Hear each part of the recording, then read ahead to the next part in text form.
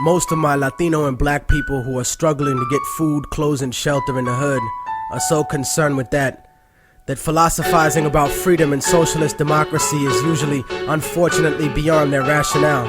They don't realize that America can't exist without separating them from their identity. Because if we had some sense of who we really are, there's no way in hell we'd allow this country to push its genocidal consensus on our homelands. This ignorance exists, but it can be destroyed.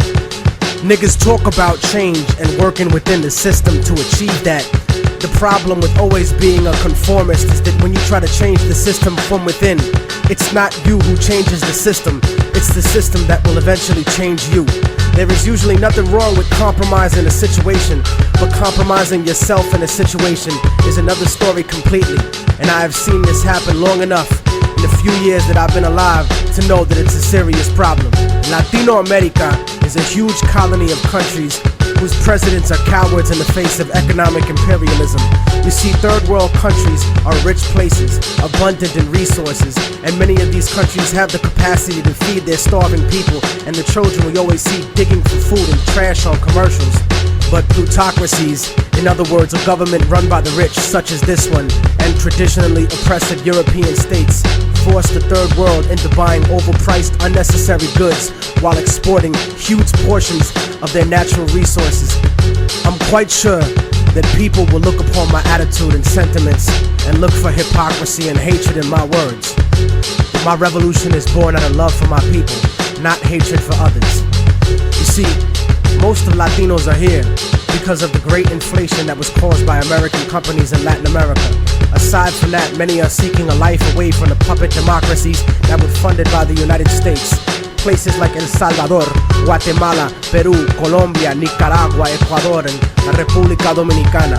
And not just Spanish-speaking countries either, but Haiti and Jamaica as well. As different as we have been taught to look at each other by colonial society, we are in the same struggle. And until we realize that, we'll be fighting for scraps from the table of a system that has kept us subservient instead of being self-determined. And that's why we have no control over when the embargo will stop in Cuba or when the bombs will stop dropping in Vieques. But you see, here in America, the attitude that is fed to us is that outside of America, there live lesser people. Fuck them, let them fend for themselves. No, fuck you. They are you. No matter how much you want to dye your hair blonde and put fake eyes in, or follow an anorexic standard of beauty, or no matter how many diamonds you buy from people who exploit your own brutally to get them, no matter what kind of car you drive, or what kind of fancy clothes you put on, you will never be them. They're always gonna look at you as nothing but a little monkey.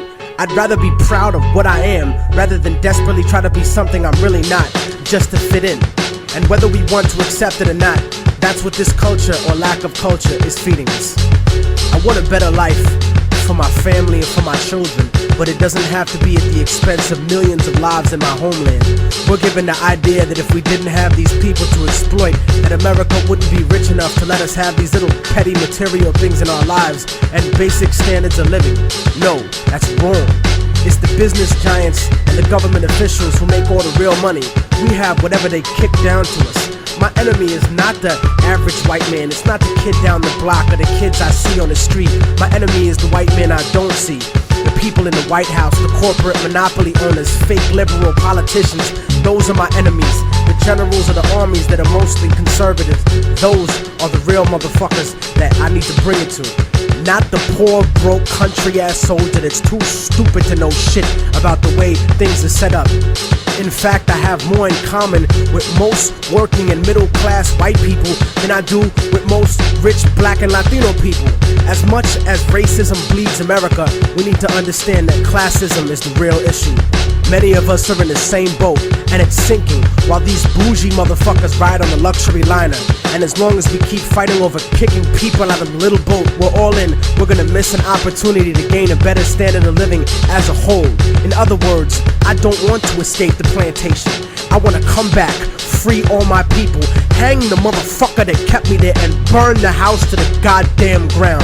I wanna take over the encomienda and give it back to the people who work the land. You cannot change the past, but you can make the future. And anyone who tells you different is a fucking lethargic devil. I don't look at a few token Latinos and black people in the public eye as some type of achievement for my people as a whole. Most of those successful individuals are just sellouts and house Negroes. But I don't consider brothers a sellout if they move out of the ghetto. Poverty has nothing to do with our people. It's not in our culture to be poor. That's only been the last 500 years of our history. Look at the last 2,000 years of our existence and what we brought to the world in terms of science, mathematics, agriculture, and forms of government. You know, the idea of a confederation of provinces where one federal government controls the states? The Europeans who came to this country stole that idea from the Iroquois League. The idea of impeaching a ruler comes from an Aztec tradition. That's why Montezuma was stoned to death by his own people, because he represented the agenda of white Spaniards once he was captured, not the Aztec people who would become Mexicans. So in conclusion, I'm not gonna vote for anybody just because they black or Latino. They have to truly represent the community and represent what's good for all of us proletariat.